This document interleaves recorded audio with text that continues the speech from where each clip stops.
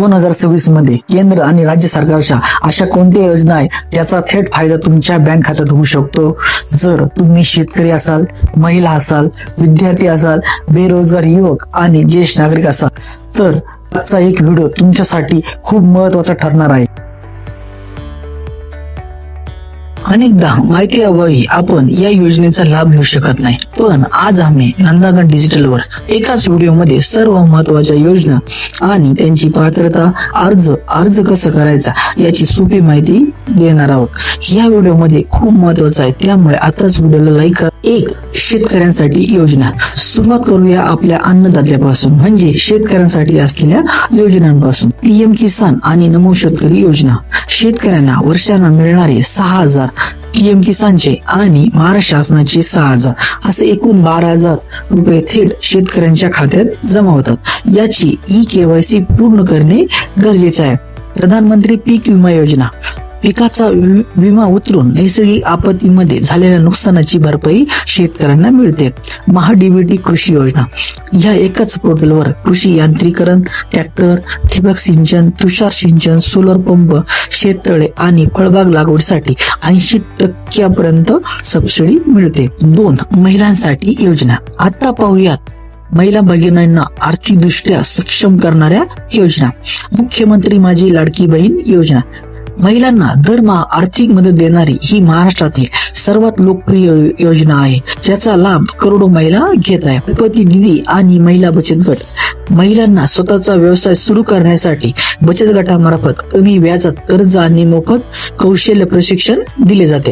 एक मोठी अपडेट महिला शेतकऱ्यांसाठी. एक अभिमानास्पद आणि मोठी बातमी म्हणजे महाराष्ट्र विधानसभेने महिलांना अधिकृत शेतकरी म्हणून मान्यता देणारे पाऊल उचलले आहे. यामुळे आता महिलांना कृषी योजनेचे लाभ अधिक सहजतेने मिळतील.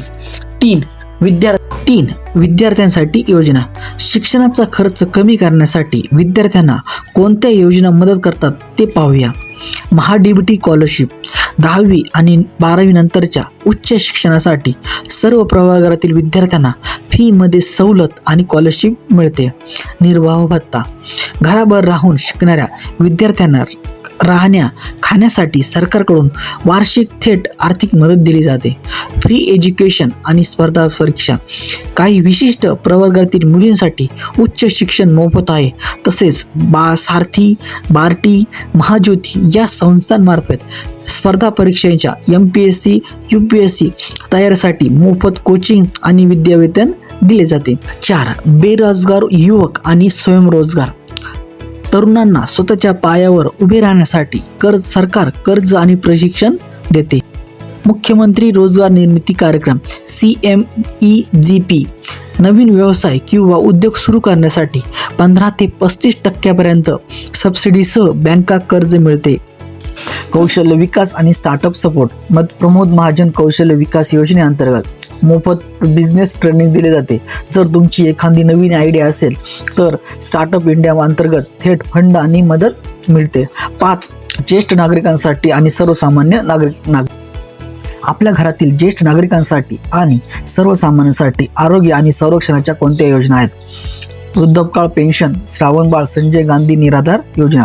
वयाची 65 वर्ष पूर्ण असलेल्या गरीब आणि गरजू ज्येष्ठांना दरमहा पेन्शन दिली जाते. आयुष्यमान भारत आणि फुले जन आरोग्य योजना. या दोन्ही आरोग्य योजनांमुळे आता सर्वसामान्य नागरिकांना 5 लाख रुपयापर्यंतचे उपचार आणि शस्त्रक्रिया नामांकित रुग्णालयामध्ये पूर्णपणे मोफत मिळतात.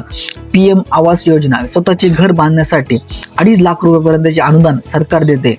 6, महत्त्वाचे ऑनलाईन अर्ज आणि कागदपत्रे. मित्रांनो, या सर्व योजनांचा लाभ घ्यायचा असेल तर काही गोष्टी ऑनलाईन अपडेट असणे गरजेचे आहे. महा-डीबीटी आणि PM किसान पोर्टल. विद्यार्थी आणि शेतकऱ्यांना या अधिकृत पोर्टलवर नोंदणी करून ठेवावी. रेशन कार्ड, ई-केवायसी आणि आधार अपडेट.